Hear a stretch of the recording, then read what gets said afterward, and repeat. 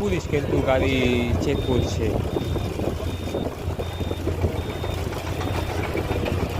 সেনাবাহিনীর এবং পুলিশের যে মানে যেসব ব্যাগে সন্দেহ হচ্ছে এবং যেসব ব্যক্তিদের সন্দেহ হচ্ছে সেগুলো কিন্তু তল্লাশি করা হচ্ছে। সেনাবাহিনীর পক্ষ থেকেও তল্লাশি করা হচ্ছে, পুলিশের পক্ষ থেকেও তল্লাশি করা হচ্ছে।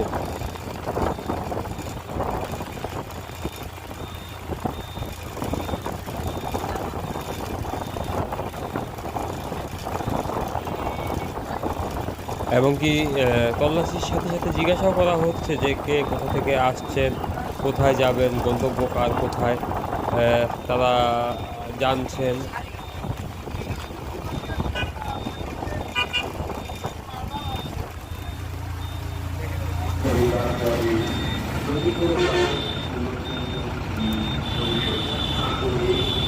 দর্শক, আমরা রয়েছি ঠাকুরগাঁও